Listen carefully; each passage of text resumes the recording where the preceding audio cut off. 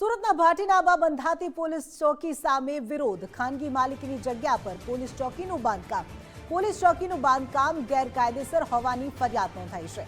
પૂર્વ કોંગ્રેસી કોર્પોરેટર અસલમભાઈએ આ મામલે ફરિયાદ કરી છે। મહાનગરપાલિકા કમિશનર લિંબાયત ઝોનના ઝોનલ ચીફને ફરિયાદ। ભાટીના વિસ્તારમાં ચોરી તથા અન્ય ગુનાઓ બનતા રહે છે। સુરક્ષાને લઈને પોલીસ ચોકી બનાવવાનો નિર્ણય લેવામાં આવ્યો હતો। કેટલાક લોકો અહીંયા છે આપણી સાથે, આપણે એમનેથી વાત કરીને જાણીએ એમનું શું કહેવું છે ભાઈ અહીં બાંધકામને લઈને? બોલો, અમે અહીંયા પોલીસ ચોકી બનાવી છીએ। અહીંયા લૂંટફાટ, ચોરી, ગુંડા તત્વ અને અહીંયા ચાલુ ટેમ્પામાં તાકા બી ચોરાય છે। ચોરાના કારણે અમે રજૂઆત કરી છે।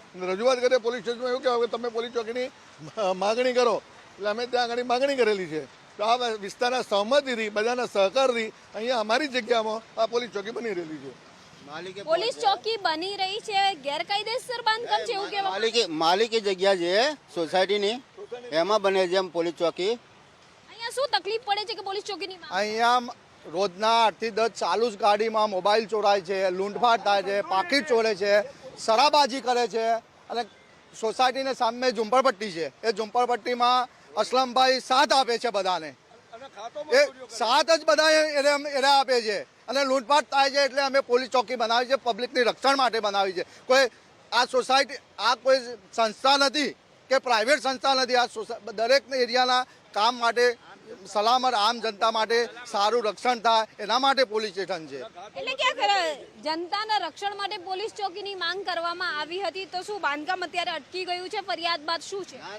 બાંધકામ ચાલુ જ છે, પણ એમનો ધંધો જ આ છે, બધા વિરોધ કરવાનો ધંધો જ એનો છે, બધા લૂંટફાટમાં એને સપોર્ટ જ આપે છે।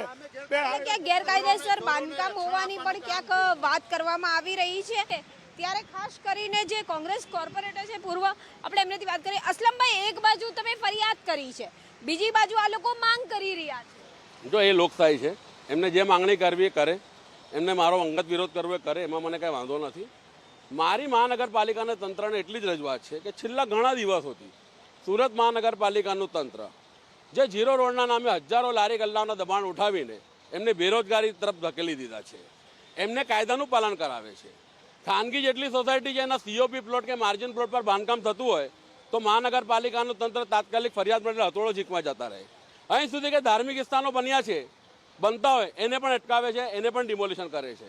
આ સોસાયટીનો પ્લોટ ખાનગી પ્લોટ હશે, સીઓપીનો છે, માર્જિનનો છે, એના પણ મહાનગરપાલિકાના તંત્રએ મારી જાણ મુજબ કોઈ પ્રકારની પરવાનગી કે બાંધકામની રજા છૂટી આપી નથી, પ્લાન મંજૂર કર્યું નથી।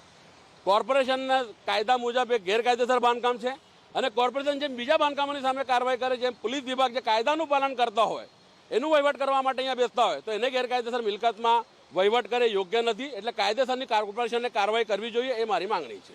એટલે કે એક બાજુ જે અહીંયા ઇન્ડસ્ટ્રીયલ વિસ્તારના લોકો છે, એક બાજુ પૂર્વ કોંગ્રેસ કોર્પોરેટર છે અસલમ સાયકલવાળા, જેમના દ્વારા આ ગેરકાયદેસર બાંધકામની ઉપર ચોકી બનાવવાનો વિરોધ કરવામાં આવે, તો બીજી બાજુ ક્યાંક જે સ્થાનિકો ઇન્ડસ્ટ્રીયલ વેપારીઓ છે તેમના દ્વારા ચોરી ચકારી થતી અટકાવવા માટે પોલીસ ચોકીની માંગ કરવામાં આવી રહી છે, પરંતુ પાલિકા દ્વારા કોઈ પણ જાતિ પરમિશન આપવામાં નહીં આવવાનું પણ સ્પષ્ટ કહેવામાં આવી રહ્યું છે। કેમેરામેન અજય કુમાર સાથે રાબિયા સાલે, ગુજરાત ફર્સ્ટ, સુરત।